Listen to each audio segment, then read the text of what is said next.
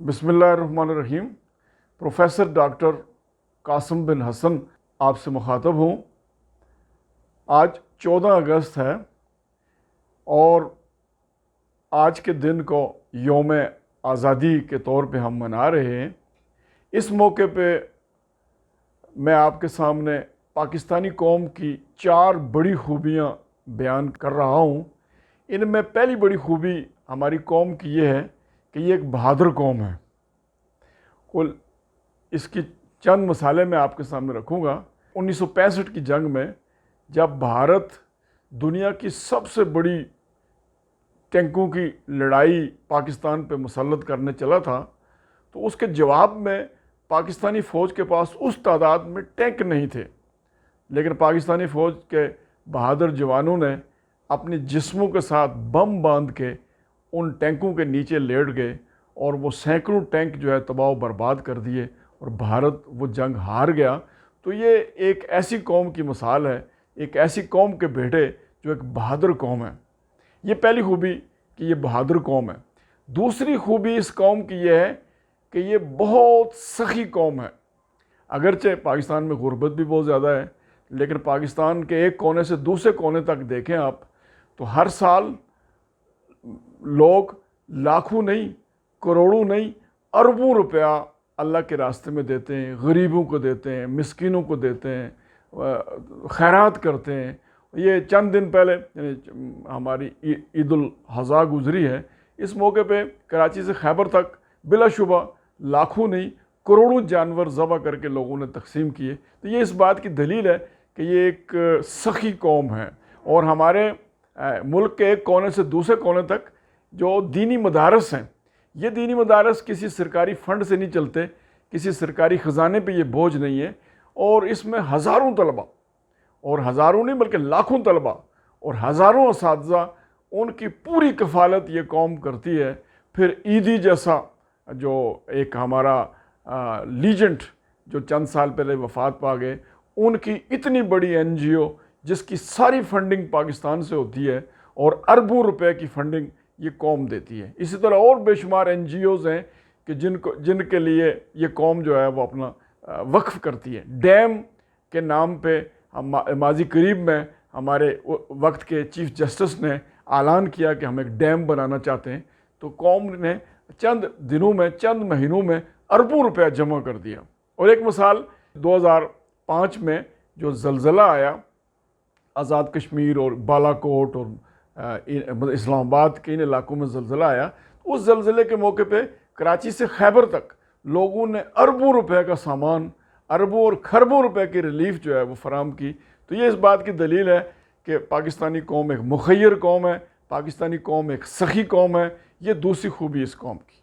और तीसरी खूबी इस कौम की ये है कि ये एक दूसरे के गम में शरीक होते हैं, एक दूसरे की दुख दर्द में शरीक होते हैं, एक दूसरे की खुशियों में शरीक होते हैं, और ये एक दूसरे को तनहा नहीं छोड़ते।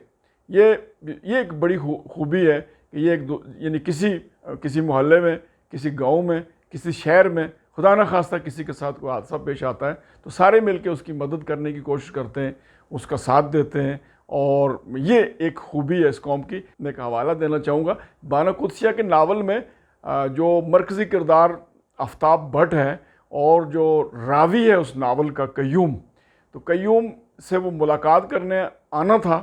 यानी जब आफ्ताब भट्ट ने लाहौर छोड़कर बैरून मुल्क का सफ़र करना है, तो उसने वादा किया था कय्यूम से कि मैं तुमसे मिलने आऊँगा।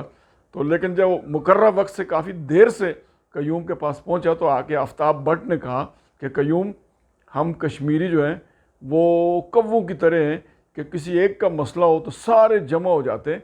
तो आफ्ताब भट्ट ने कश्मीरी की मिसाल दी, लेकिन ये पूरी पाकिस्तानी कौम की मिसाल ऐसी है, किसी एक का दुख हो, किसी एक का दर्द हो तो ये सारे जमा हो जाते हैं और उसका साथ देते हैं। ये भी एक बड़ी खूबी है इस। अच्छा, और आज जो चौथी खूबी मैं आपके सामने बयान करने वाला हूँ वो दुनिया की तमाम अक़वाम से इसे मुनफरद कर देती है। ये कौम है जो अगरचे इसमें गुर्बत की सतह से भी नीचे बेशुमार लोग हैं, लेकिन ये खुश रहने वाली कौम है।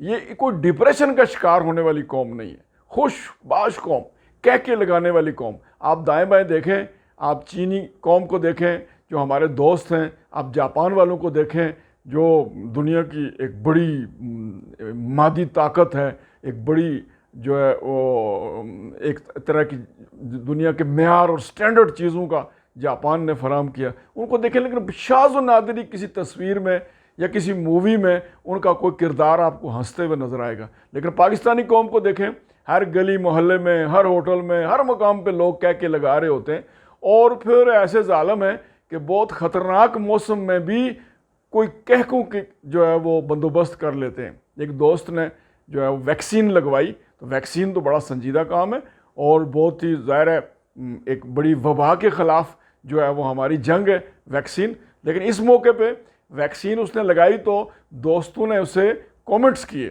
اب ایک کومنٹ سننا کہ ایک دوست اسے کہتا ہے کہ بھائی تم نے ویکسین تو لگا لی، نمبر 1 اب تمہارے بچے پیدا نہیں ہو سکتے، نمبر 2 اب تمہارے پاس صرف 2 سال باقی رہ گئے، نمبر 3 چند مہینوں بعد بلند و بالا درختوں پر تمہاری ملاقات جو ہے پاکستان کے بڑے بڑے قائدین سے، بڑے بڑے لیجنڈز سے، بڑے بڑے اداکاروں سے تمہاری ملاقات ہوگی، لیکن یہ زمین پہ نہیں، درختوں کی چوٹیوں پہ ہوگی، اس لیے کہ انہوں نے بھی ویکسین لگوائی ہوئی ہے۔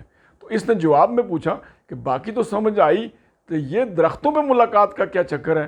تو اس کے جواب میں اس نے لکھا کہ تمہیں نہیں پتا کہ یہ ویکسین لگانے سے جو ہے وہ انسان جو ہے وہ بندر بن جائے گا۔ ہے یہ سب مذاق، ہے یہ سب جوک، لیکن بہرحال اس ایک بہت سنجیدہ ٹاپک سے بھی نکال لیتے ہیں۔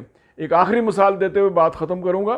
یہ خودکش حملے جب پاکستان میں ہو رہے تھے کراچی سے خیبر تک، تو ان دنوں ایک پوسٹ کسی نے کریٹ کی، ایک لطیفہ کسی نے بنایا کہ ایک صاحب جو خودکش دھماکے میں فوت ہو گئے، اور وہ ادھر سے ہو کے یعنی جہاں چلے گئے وہاں سے ہو کے وہ انہوں نے ملا عمر کو SMS کیا کہ جناب ملا جی ذرا بارود کاٹ پایا کرو، میں تو جنت سے بھی بہت آگے نکل گیا۔ تو یہ وہ قوم ہے کہ جو بہت خطرناک ترین حالات میں بھی ہنس سکتی ہے، کہہ کے لگا سکتی ہے، لطیفے تراش سکتی ہے۔